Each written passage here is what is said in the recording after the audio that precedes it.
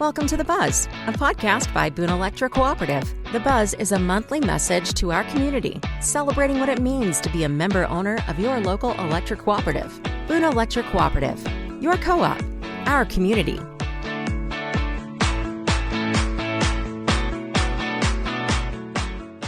Welcome back to The Buzz. I'm Zach Smith, Communications Specialist here at Boone Electric Cooperative, and joining me today are Boone Electric Cooperative CEO Todd Culley. Good morning. Todd, welcome to the program. Welcome back to the program, I should say. Yeah, good to be here. And Boone Electric Cooperative's CFO, Ryan Euliss. Ryan, welcome to the show. Morning, Zach. Is the season of giving, as some members are probably finding out right now. They're receiving a little either check in the mail or a little credit to their account in the form of capital credits, but some members might be wondering, what the heck are these capital credits and why do I get them? And that's why we're here today to discuss capital credits and all the other names that they may go by depending on where you're from and how you've heard them described. That's exactly right. And it's great coming into the end of the year when Ryan and I can visit with the board of directors and show them our financial condition and everything that we know that's going on internally and externally and say, hey, here's where we're coming in on margins at the end of the year. Even though we're a not-for-profit, we do try to generate a little bit of a modest margin. And then from there, Ryan takes it from there, runs all kinds of analysis, and then makes a presentation to the board. And in general, if we're in good financial condition, Ryan then says, give us some money. Yeah, that's exactly right. It's that simple. And It is. I think the simplest way to look at capital credits is it's an example of it. It shows you have an ownership interest.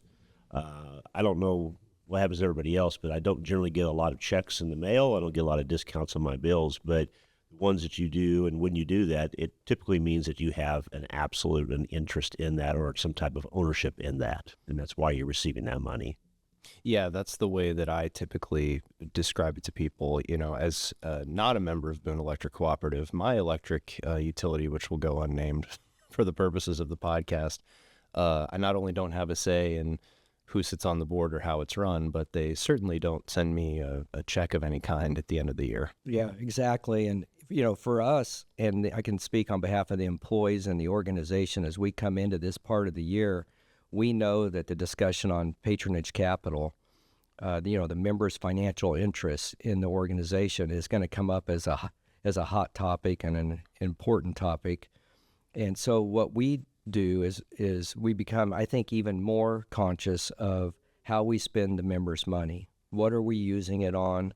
What kind of value do we receive on a project if we invest in it? Do we really need to solve that issue with their money, or is there another option? And we know that in the cases where we can preserve the members' capital, that will enhance the probability of those dollars going back into their pocket. So it provides us a natural inclination to have good cost control without missing on an opportunity to truly invest. So there's a balancing act there. And then Ryan has to look at the dollars and then also the years in which they were allocated. And he can dive into that a little bit about how the board makes decisions on what years that patronage is retired from, because there's a difference between an allocation from a previous year or current year and a retirement, which is the actual cash and the closing of that amount. So there's a lot of philosophy, a lot of thinking and analysis that Ryan and his employees have to do as part of that process. It's really an ongoing process. It's something that we think about each and every month, each and every year, whether we're doing a budget, whether we're doing a long-range forecast. It isn't as simple as, we get our monthly bank statements and, we have some extra cash in the bank. Let's give some back to the members. It's not that simple. It's a lot bigger picture.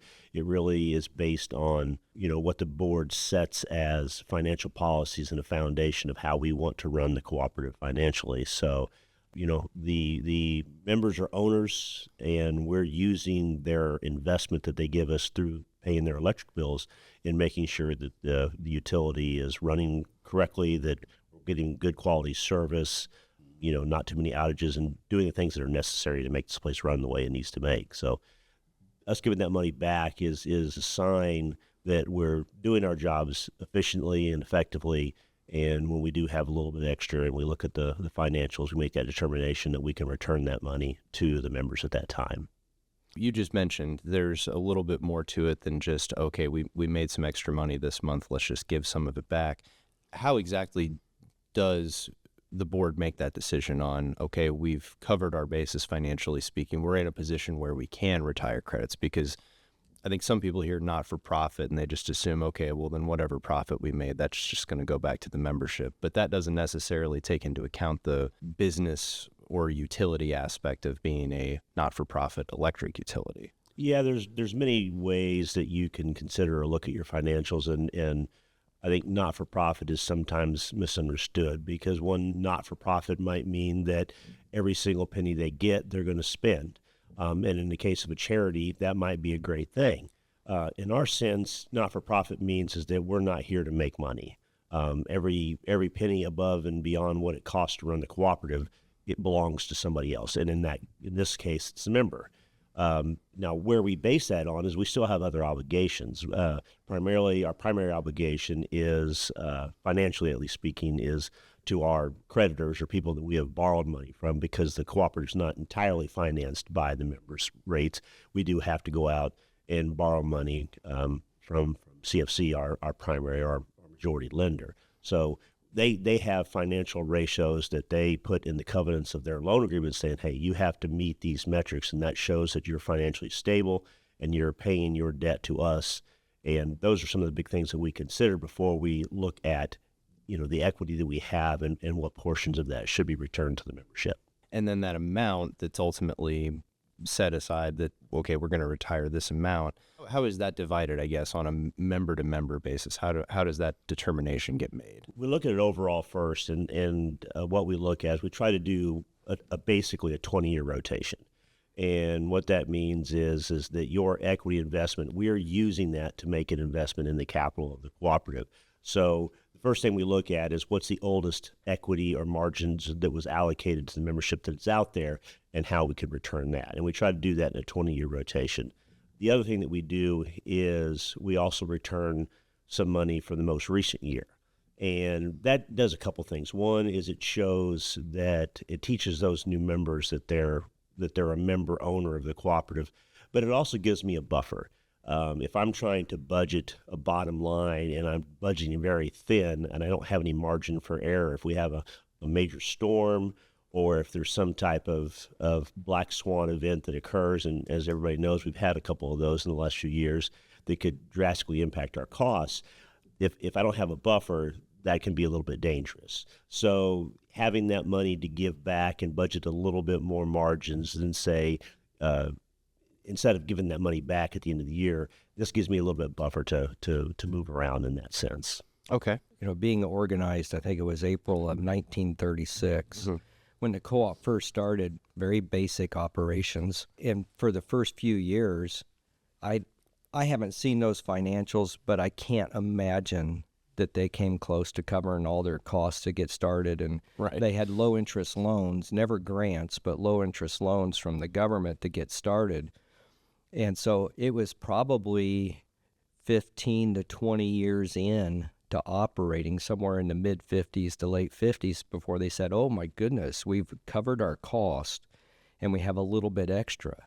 And so they're like, okay, that came from the members, and we ought to see about returning that to them.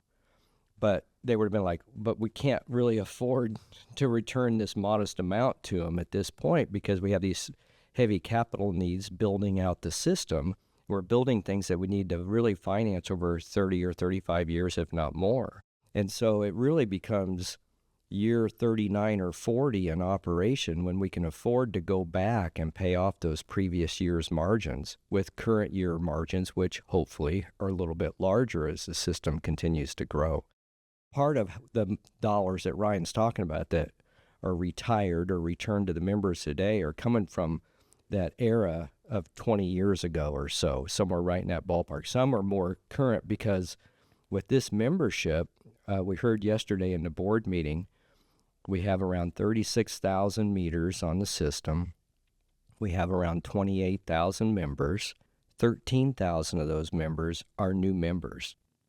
Wow. So almost half have been on us for about 5 years. So this cooperative has what we call a pretty high churn rate. And one way that the board can help those members know, especially those newer members know that they're a member of the cooperative, is to provide some return of their patronage from one of these very current years. And so it builds cooperative awareness, and they soon realize that they're a part of something much larger than just themselves. And then, of course, we promote all the things that we do in the community and all that we're much more than just a business. Yeah, I think, 50 years ago, 75 years ago, it was easy for a member to see that the money they were giving the cooperative, even just to pay their electric bill, was going directly towards expanding the lines to serve their neighbors and their friends and people that they saw at church or at school or whatever. Today, I think as the cooperative's been established for almost 100 years, I think it's hard for members to make that connection. And it's not a common model, but it's an effective model. It's always been a very effective model, and it is still true to this day that every dollar that you're paying us is going towards the maintenance and the operation and the construction and the expansion of this utility to bring other people onto the system. Like you said, Ryan, it's something that is maybe not as obvious as it was, 90-something years ago when everything was being built out, but it's still at work today. That policy that we have where we're, paying some money back to new members, paying some money back to longer-term members, that's not necessarily the same at every co-op, right? That's kind of a singular thing to Boone. Yeah, there's so many different things that impact that, whether it just be the philosophy of the cooperative, what the board makes decisions, but it all gets as deep as, what are your state laws? From state to state, the laws that impact how a cooperative is set to operate it can be very different. There are many cooperatives out there that are under agreements where they can't return specific types of patronage capital that are allocated. In the Southeast, TVA, or Tennessee Valley Authority, is probably one of the largest GNTs in the country, and the money that they have and they allocate to their member cooperatives by bylaws cannot be returned. So these cooperatives are building a ton of equity that just sits on the books. We don't have that situation in Missouri, and we definitely don't have that here in Columbia. We basically look at every dollar that's returned to us. We have dollars returned to us from our G&T, who we're buying power from. We also do business with a lot of companies or partner relationships as well, and they're a cooperative-based business. So the transformers that we're buying, those are constructed and built by Arkansas Electric Cooperative, and they are a cooperative as well. So any profit that they make is coming back to us based on the dollars that we spend to them. Our lender, CFC, they're the same situation, is that we're getting an allocation of patronage capital back to us, and all of that money is always returned to the cooperative. I think in the budget that we just approved a couple days ago at our November meeting, we have over $700,000 from businesses other than our primary power provider. So overall, we probably receive about $3 million a year in money returned to us through business relationships, and all that money becomes allocated and at some point returned to our membership. Just the same as a member of Boone Electric Cooperative is a member of our cooperative, we are a member of other cooperatives that return. Absolutely. And those, you doing business with those types of companies, that takes a lot of pressure off of rates, because I'm not sitting here looking at the money that I need to generate to operate the cooperative just coming from a single source or our members. I'm able to use these other dollars to meet my financial obligations as well. This is a question that I hear a lot this time of year specifically, because people know this is when we retire the capital credits.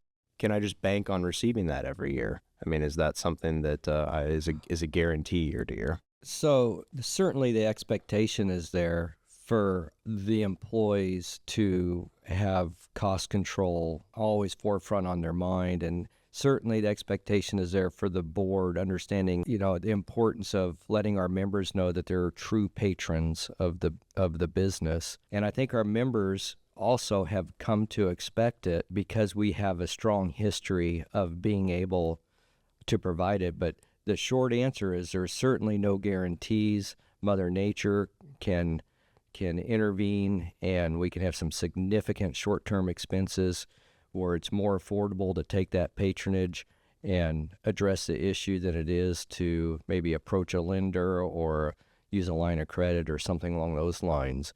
So my answer would be that it's not guaranteed, but I would be surprised if we weren't in a position to be able to provide that back to our members because of the way that our CFO here budgets and the assumptions that are built into that. Now, asking the same question to Ryan, he may have a different take on it and give you a completely different answer. Well, I mean, I think it is important to say that it is absolutely not guaranteed. Sure. But there is a long-standing history, 50-plus years of Boone Electric Cooperative doing this. And we keep talking about, adverse conditions or things that might happen. It's not that we're not planning for those, because we are planning for those as well. So it's not like if you just have one single event. If we have a big snowstorm in a week and we got 20,000 people out of power for a week, that's not going to determine whether or not we have allocations or return money to the membership next year. We plan a little bit better than that.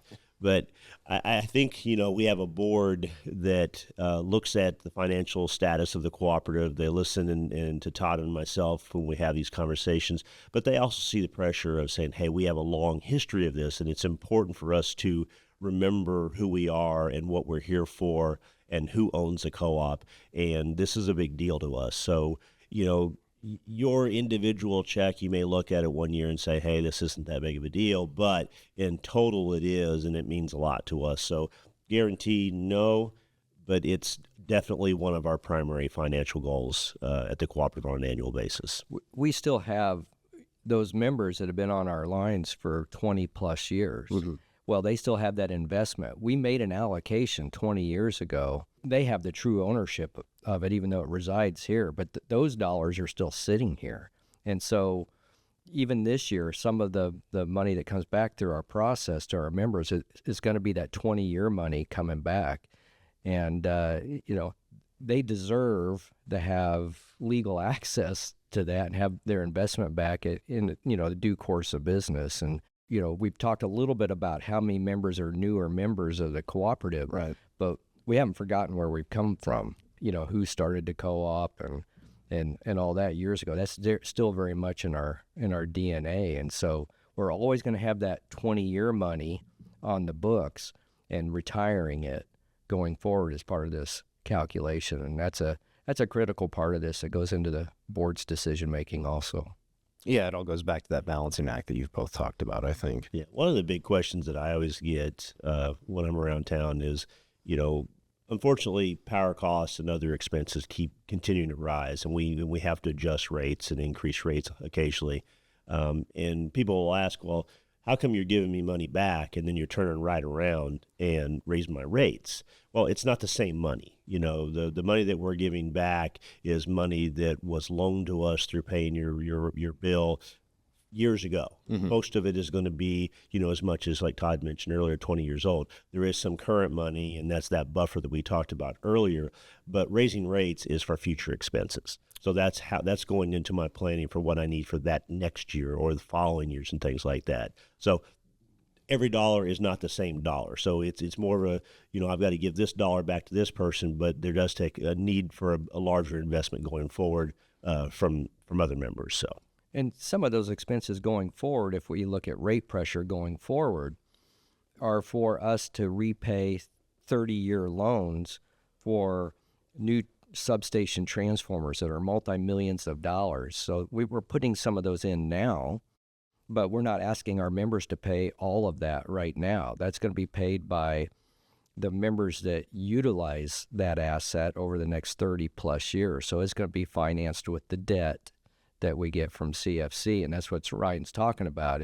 If we're seeing a increased debt pressure to cover that asset, to maintain reliability that the members expect, that future member is going to have their fair share of that cost allocated to them through the whole process here. Yeah, we try to balance where we get the money because if we took all the money from the members through rates, our rates would be significantly higher than what they are.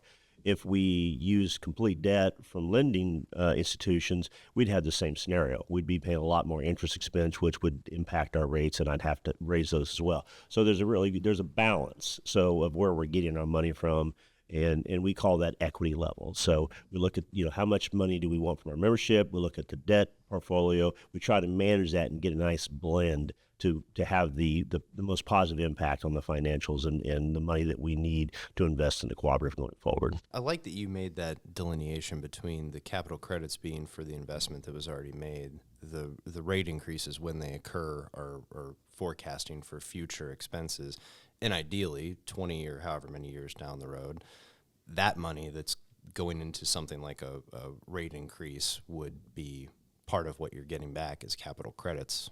In the future. Yeah, exactly. Absolutely, yeah. Okay. Yeah. I'd say overall, looking at the process, it's wonderful to be part of an organization that truly has the members' best interests at heart. And there are times where we have to make decisions, even long-range decisions, that seem kind of difficult to digest in the moment, but over time, they provide the greatest opportunity to maintain the most affordable, reliable system possible. And I'm glad to be a part of that, proud to be a part of it, and look forward to us continuing to serve the members. Our employees know that we work for the member, and these are their assets. These chairs in this room are owned by our members, and like everything else around here, we're going to continue to take care of it. I think it's amazing to think that the cooperative structure that was thought of, 80 to 100 years ago, and sure you can go back further than that, examples of cooperatives, how it truly is the best way to do our business. This really isn't a business that should be ran by profit seeking. And I know that maybe kind of sounds a little weird for me being a financial guy, but it really is the need to serve and the desire to serve and to meet those obligations. So the cooperative structure allows us to really focus on that and what we're really truly here for. We do all take that very serious here, always have. Well, I'm just curious from your standpoint, don't you think that maybe makes it a little bit easier just in terms of, you're not sitting there every quarter or every year trying to make sure that we're profiting for stakeholders necessarily. It actually makes it harder. Okay. It actually makes it hard. I think I don't want to use the term burden, but it puts a higher degree of responsibility on you, because I think if you sit back and it's one thing if I'm sitting at a slot machine and I'm going to throw another $20 in and it's my money, I just know it's not going to impact me. But if I'm sitting there and I'm throwing somebody else's money into the machine, maybe I'm thinking a little bit harder about that. So I think because the fact that we're not using our own money or that I'm not returning that money to just some nameless person somewhere else and it's just increasing their stock portfolio, I think it means more to us because it's our neighbors, it's our friends, it's the people we live with. And every single employee here, we have our friends and neighbors talking to us about the cooperative on a regular basis. And I get that quite a bit. So it's definitely not easier. It's definitely more responsibility knowing that. Yeah, each month we both step into the board meeting and we're answerable to the members that are present. So all the membership elects the 9 that are sitting there, and they ask questions, and we have to be open and transparent, and we have strict auditing standards that we have to adhere to. And both Ryan and I are signing our names each month on those financial statements that they're truly the most accurate numbers that we have and know, and that there's no malfeasance of any sort involved in it, or we go to the big house. And so we're answerable to the members' money, and that can be onerous, and we take it seriously. But at the same time, it's an honor, and it feels great knowing that we do our best month in and month out.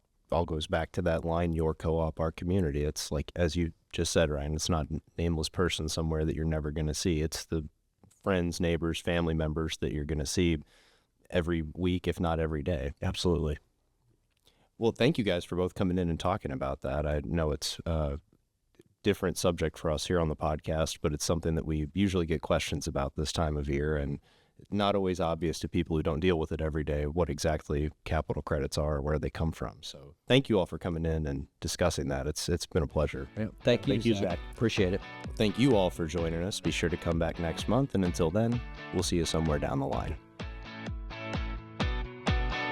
Thank you for tuning in to The Buzz, a podcast by Boone Electric Cooperative. To subscribe or for more information, you can find us on Facebook, Instagram, X, and LinkedIn.